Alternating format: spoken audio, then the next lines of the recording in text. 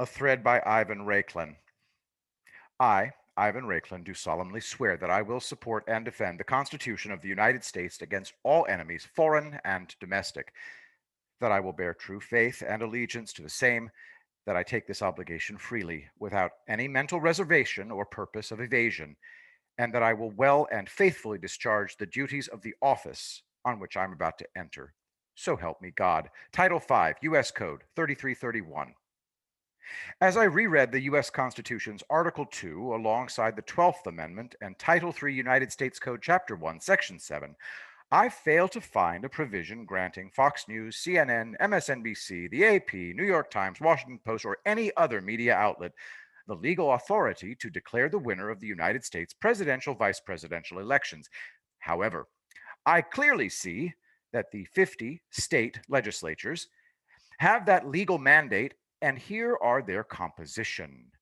29 of those states, representing 290 electoral votes, have a majority Republican Party representation in both chambers, 28 states, in addition to Nebraska, which has a unicameral legislature. The remaining 21 states, 248 electoral votes, 19 states are represented by majority Democrat Party in both chambers, 237 electoral votes. Alaska has a split state house, 3 electoral votes. Minnesota has a majority Democrat state house and a majority Republican state Senate, 8 electoral votes. These legislatures have until December 14th to decide whom they will choose as their electors, who will be the ones that ultimately cast the vote for president and vice president. Over the next 5 weeks, all Americans will closely observe and learn how beautifully our U.S. Constitution will play out on the allocation of the total 538 electoral votes, and you will see the following.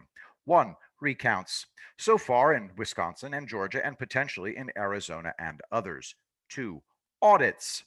The contested states may call for an audit of the election, as has already been done by Pennsylvania, if that state has the legal framework to support such an action. 3.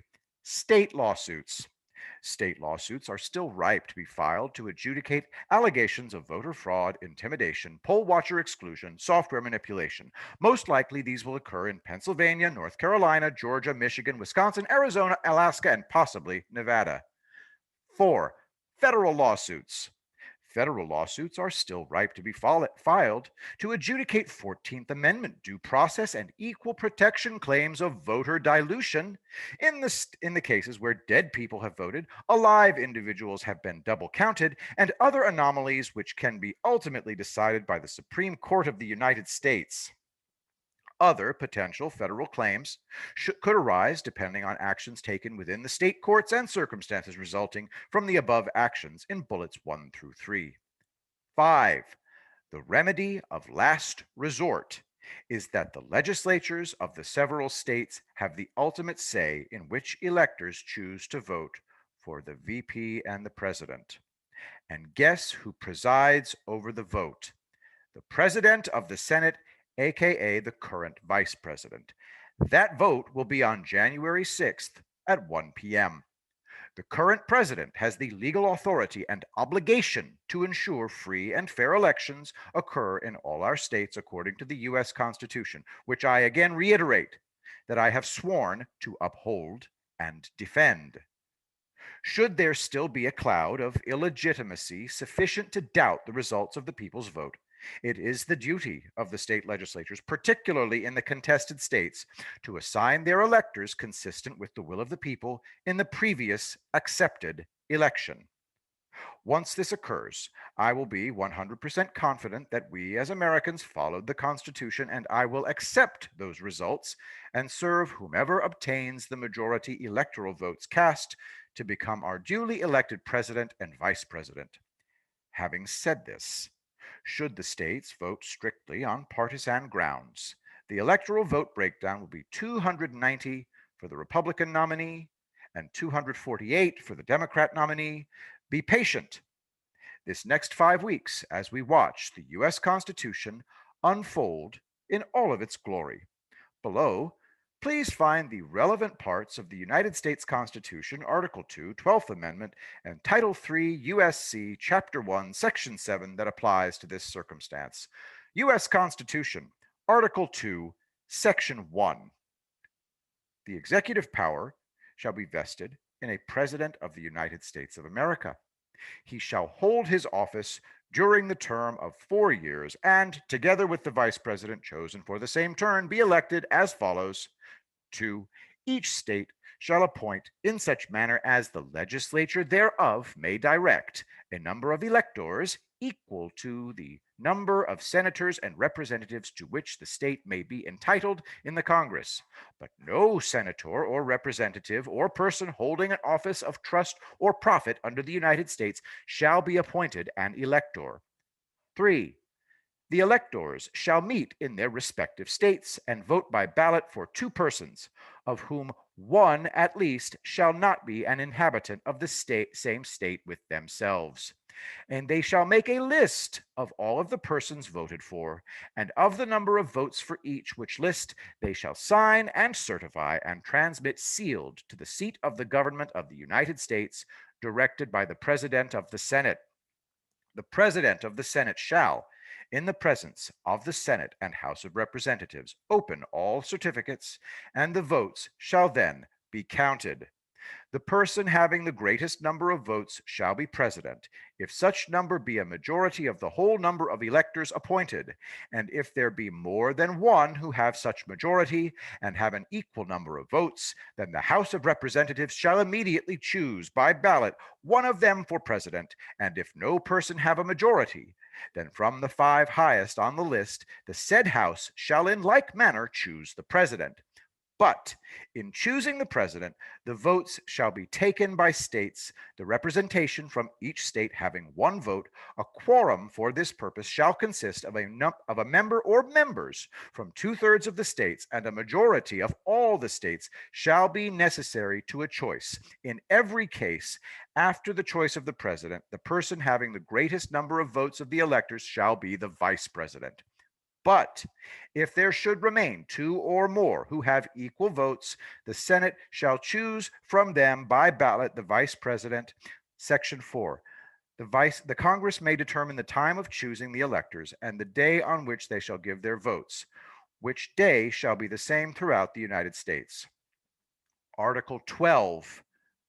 Amendment 12. The electors shall meet in their respective states and vote by ballot for president and vice president, one of whom, at least, shall not be an inhabitant of the same state with themselves.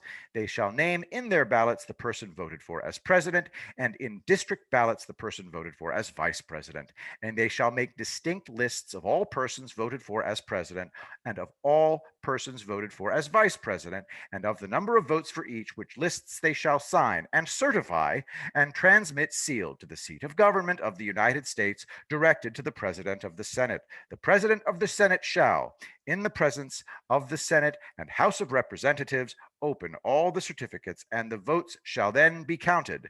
The person having the greatest number of votes for president shall be the president, if such number be a majority of the whole number of electors appointed. And if no person have such majority, then from the persons having the highest numbers not exceeding 3 on the list of those voted for as president, the House of Representatives shall choose immediately by ballot the president.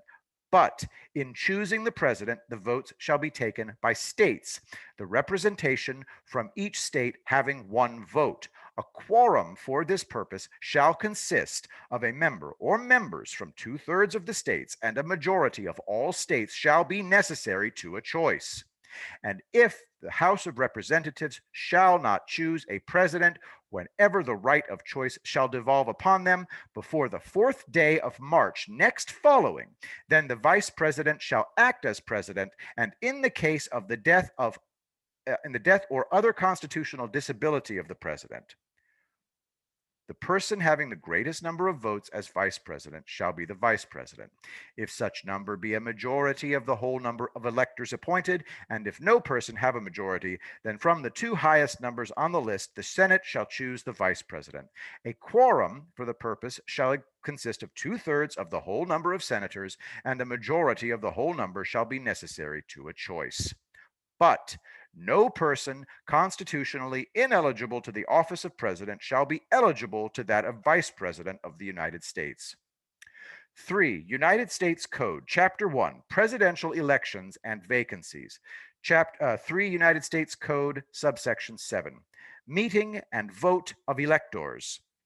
The electors of president and vice president of each state shall meet and give their votes on the first Monday after the second Wednesday in December next, following their appointment at such place in each state as the legislature of each state shall direct. June 25th, 1948, Chapter 644, 62, Statute 673. I will be the greatest president that God ever created.